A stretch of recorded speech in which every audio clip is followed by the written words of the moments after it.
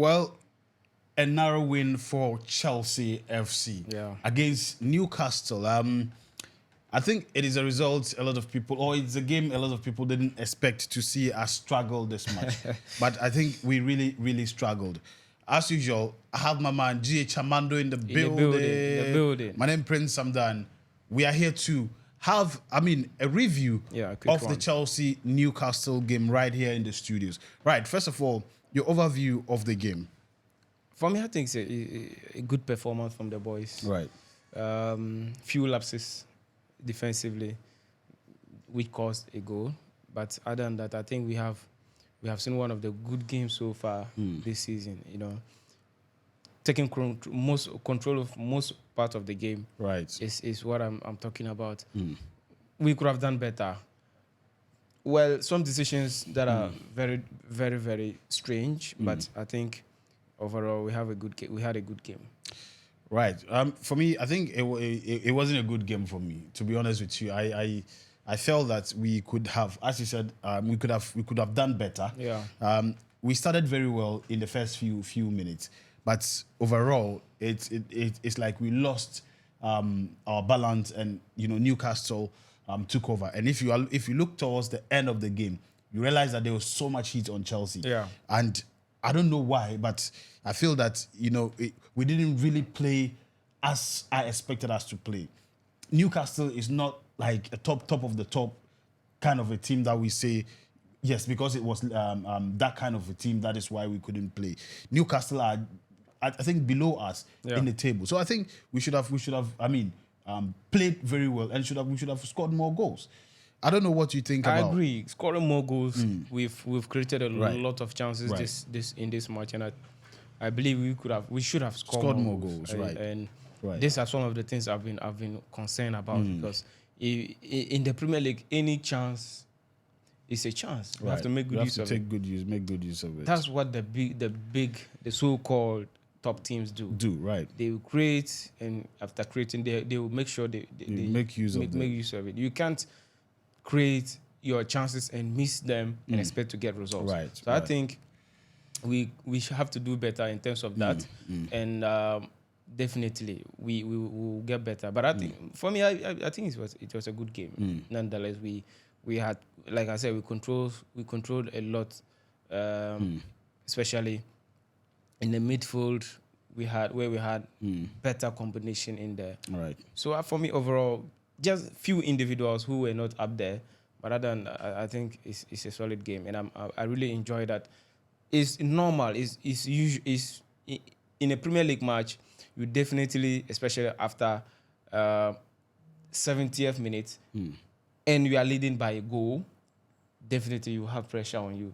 The opponent will try all his best to equalize the goal. So for me, I think it was just the normal.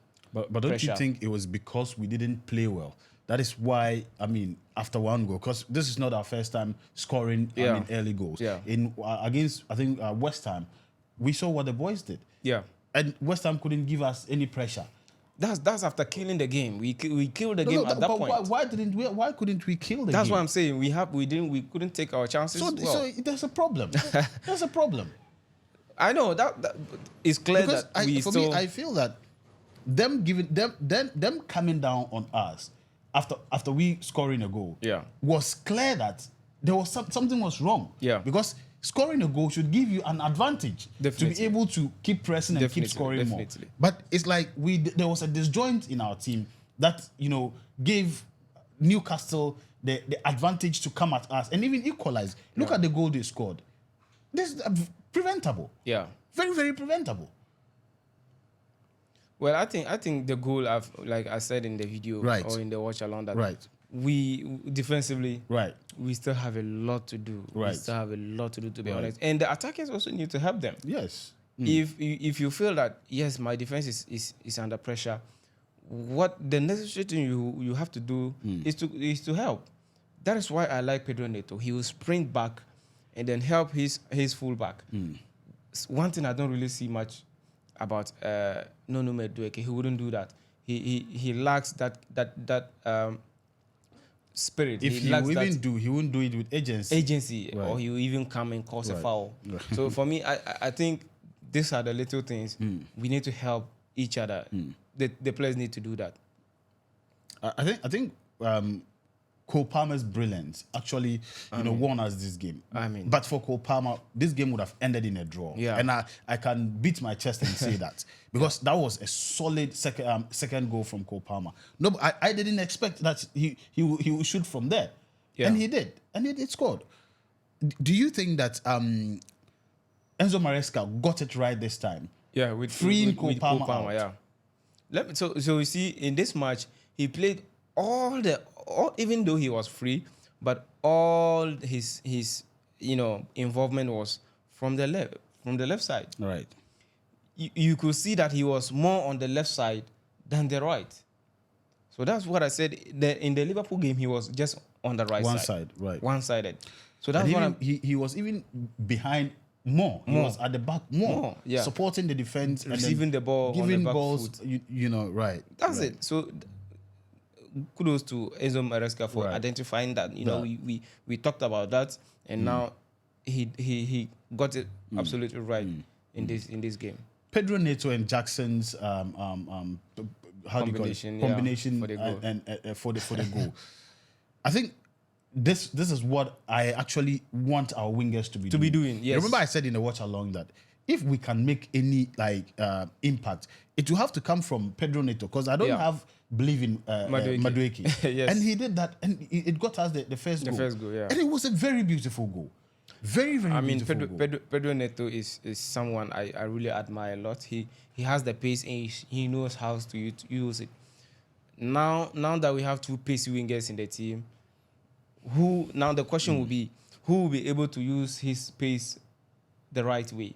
And I think Pedro Neto is doing that at the moment. So for me, Pedro Neto, kudos to him. One of the standout performances in the match for me. If not for Cole Palmer being extraordinary, I think my man of the match would have been Pedro Neto. Yeah, so for me, absolute baller.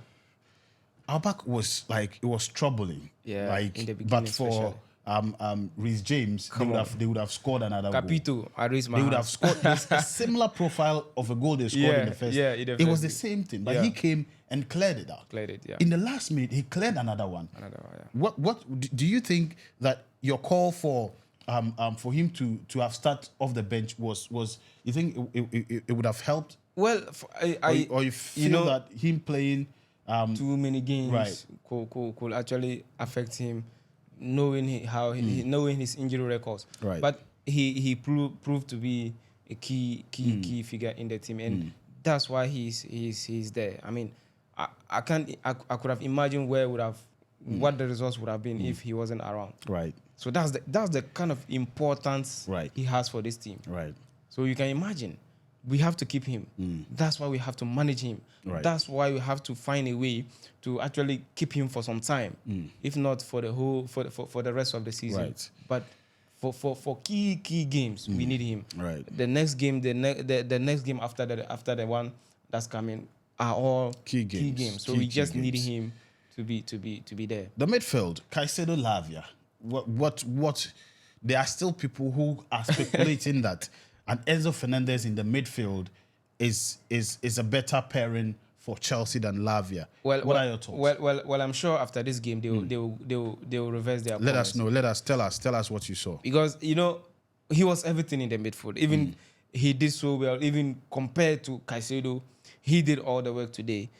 Caicedo did more of the dirty works, and that's what he's known for. Right. Then Lavia did what we call the 8 work.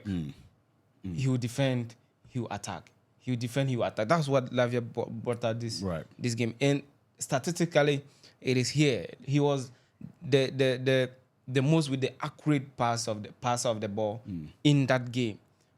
From both sides. That means he has controlled that aspect.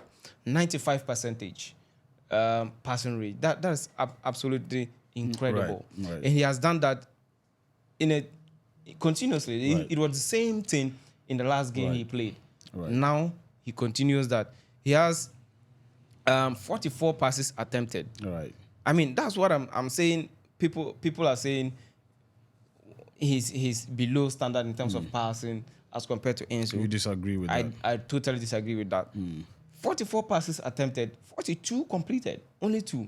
Now he has misplayed. Right. For the minute he has played, 72 minutes he has played. I mean, 10 passes into the final third.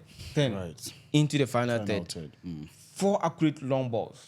That's 100%, record in that.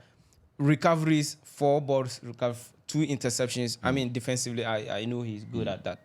So for me, he's solid. He has to be managed as well as Reece James. Right. Because they have this key importance to the team, and I'm absolutely believe they will find a way to actually keep him close to the team. For me, Lavia has always been like somebody I have so much confidence in. He don't overdo things. Yes, for me, I'm a firm believer of people who understand football. And he to got simple. an assist as well. Yeah. Who believe that football is very simple. Touch and move. Yes, Touch and move. Not to overdo things. And that is what I love about Lavia. Once it is clear to touch, he touches and he moves. And he moves, yeah. As simple as that. Yeah. And he was solid. Today he was exceptional. And I think this even makes it more tougher for Enzo Fernandez to find his way back into the starting 11. Yeah. But then let's not belabor the point. Sanchez was a threat to our goal today. I don't know what you think of Sanchez today. Should Sanchez still be our starting goalkeeper? That's a big question. For me, no. For his performance in the last few games, right? I think I'm getting really worried. Right. I'm beginning to fear that we might be in trouble if we are to keep him Sanchez. there. Yeah. Yes. Right. Let's give him the competition. Let him know that he's not alone in the Premier League. I think it has gotten into his head that whatever he thinks that he can do anything and still be number 1 for the Premier League. Let's surprise him. I think the coach should try as much as possible to feature Jorgensen at least. Yeah, in one Premier League game. Let's see what he's capable of. For me, I think he can do it. He has done it over the years in the La Liga, being the number 1 for Villarreal. So I don't think there's a need to try him again. He is capable. So for me, Sanchez was not at his best today, and it was the same thing in the last game. So for me, I was really, really worried at the point, and it got to a point I didn't want them to be passing the ball back to him because I was scared he might actually give it back to Newcastle. So for me, no, he should be replaced. Right. Let's look at the subs. Nkunku came on. Solid. Modric came on. Yeah. I didn't see a lot of Modric, but yes. Nkunku came on, tried his best. I don't know what you make of his I think Nkunku... He almost got as a penalty. A penalty, yes. Unfortunately. Nkunku is somebody, like, he has that IQ. He has that... Football IQ. And he's so dangerous in front of goal. He can create anything out of nowhere. So for me, I think he should be getting more time in the Premier League as well. Right. Yes, we know Jackson is doing well, but Nkunku is equally a top guy, and I think we saw that in the game that he completely eased some of the pressure we were on, and Modric likewise got a clear opportunity. I thought he would have scored. He should have done better there, but most of the time we were under pressure at that moment when he came on. So for me, it was okay, even though we can still improve individually. Overall, were you happy with Enzo Maresca's technical abilities, technical work, substitutions, and all of that? Yes, today he got it on point. Madueke was off, he got him out. Jackson were losing him in the second half, and I think he saw that as well. And the one thing I also say is that the master-minded decision to actually start Reece James at left back. I don't see that coming. Right. That was something I commend him. I'll commend him for. Yes, James were able to play that with ease, and he was able to complement Levi Colwill. Today we could see that Levi Colwill was calm. He was not that rushy, and he was able to kill the game, even though he's not a natural left-footed player. Right. So overall, what are your expectations going forward? Let's keep the momentum going. I know now we are getting the tougher games. We will definitely meet good opponents on the way. Our next match is against Arsenal. No, in the EFL Cup against Newcastle again, away. Then after that, we will then play Manchester United, also away over the weekend. So let's keep winning. I'm sure all these games are winnable. I mean, it's Newcastle and Manchester United. Right. So let's just keep it game by game. I'm sure everything will be fine. Right, everything will be fine. So basically, guys, I think that is what we have for you in the preview of the game. Sorry, in the review. I beg your pardon. For me, I think, to be honest, I wasn't really impressed.